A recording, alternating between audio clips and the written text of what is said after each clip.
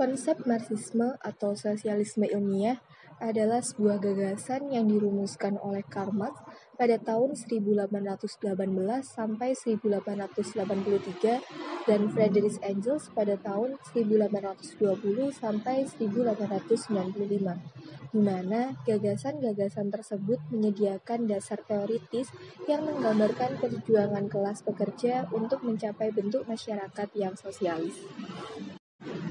Karl Marx adalah seorang filosof barat dari Prusia. Beliau lahir di Prusia pada tanggal 5 Mei 1818 dan meninggal pada usia 60 tahun. Pada tahun 1843, dia menikah dengan Jenny von Westphalen. Marx dijuluki sebagai bapak komunisme yang berasal dari kaum terpelajar dan politikus. Ia memperdebatkan bahwa analisis tentang kapitalisme membuktikan bahwa kontradiksi dari kapitalisme akan berakhir dan memberikan jalan untuk komunisme. Di dalam buku Das Kapital pada tahun 2006, seorang penulis biografi, Francis Webb, dan mengulangi penelitian David M. Sileland yang menyatakan bahwa ketidakberhasilan Marxisme di Barat tidak menjadikan Marxisme sebagai ideologi yang formal. Selanjutnya ada Friedrich Engels yang lahir pada tanggal 28 November 1820 di Bremen, Kingdom of Prussia. Beliau adalah seorang penulis keturunan Inggris dan Jerman yang pernah menjadi seorang industrialis, ilmuwan sosial, teorikus politik, ahli filsafat, serta sebagai bapak Marxisme. Friedrich Engels sebagai seorang penulis memiliki berbagai karya yang meliputi buku The Holy Family yang berisi kritik terhadap Young Hegelians atas pemikirannya pada dunia pendidikan di tahun 1844. Kemudian buku The Condition of the Working Class in England yang diluncurkan pada tahun 1844 yang menyajikan detail terkait deskripsi dan hasil analisis kaum pekerja di Britania Raya. Dan yang ketiga ada buku Her Eigendoorns Revolution in Science yang berisi kritik terhadap posisi filosofis dari seorang yang bernama Eigendoring yang merupakan seorang ahli filsuf Jerman dan pengkritik Marxisme yang diyakini oleh Karl Marx dan Friedrich Engels. Komponen yang kedua adalah ekonomi politik.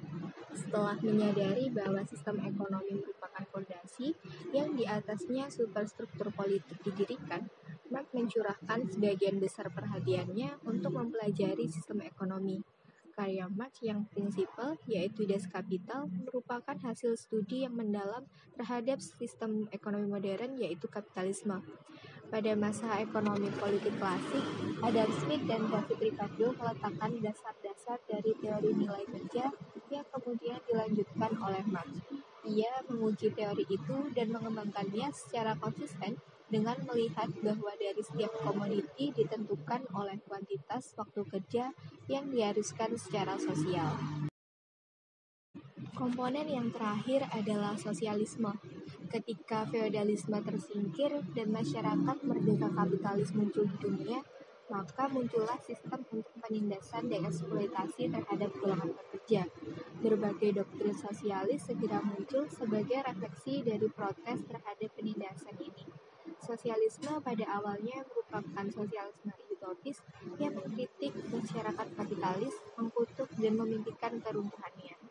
Ia mempunyai gagasan akan adanya pemerintahan yang lebih baik. Ia berusaha membuktikan kepada orang-orang kaya bahwa eksploitasi itu tidak bermoral. Latar belakang pemikiran Marxisme. Marxisme merupakan landasan dari teori komunisme modern. Teori ini ditulis dalam buku Manifesto Komunis yang dibuat oleh Karl Marx dan Friedrich Engels. Marxisme merupakan bentuk protes Karl Marx terhadap paham kapitalisme. Beliau menganggap bahwa kaum kapital mengumpulkan uang dengan mengorbankan kaum proletar. Kaum proletar dipaksa mengerjakan pekerjaan dengan waktu yang cukup lama, namun hanya diberikan gaji yang sedikit. Sementara yang menikmati hasil adalah kaum kapitalis. Sehingga kaum proletar hidup dengan kekurangan, sedangkan kaum kapitalis menjadi semakin kaya. Ketimbangan yang terjadi inilah yang menyebabkan Karl Marx berpikir untuk menyejahterakan kaum proletar dengan mengganti paham kapitalisme menjadi paham komunisme. Kelebihan paham Marxisme. Yang pertama, Marxisme membahas dengan lengkap aspek yang ada pada fenomena konflik, mulai dari penyebab, perkembangan, dan penyelesaian. Yang kedua, Karl Marx dapat mengklasifikasikan kelas sosial di dalam masyarakat. Yang ketiga, dapat menganalisis dan menguraikan penyebab dari pertentangan kelas borjuis dan kaum proletar. Kekurangan paham Marxisme. Yang pertama, kesadaran bersama atau tindakan bersama yang sifatnya dipermanenkan dalam kelas proletar. Paham ini melupakan jika manusia itu bersifat dinamis dan tidak dapat dipaksakan untuk tetap berada pada satu jalur. Yang kedua, paham Marxisme tidak mampu melihat konflik secara detail. Dalam hal ini, Karl Marx hanya memperkirakan konflik pada kelas yang berbeda. Namun, konflik bukan hanya dari kelas yang berbeda. Pada kelas yang sama juga akan tetap terdapat konflik. Yang ketiga, Karl Marx memandang konflik terlalu sempit atau simpel. Dalam hal ini, Karl Marx hanya membahas konflik yang terjadi pada dua kelas, tidak memperkirakan akan terjadi konflik di luar dua kelas tersebut.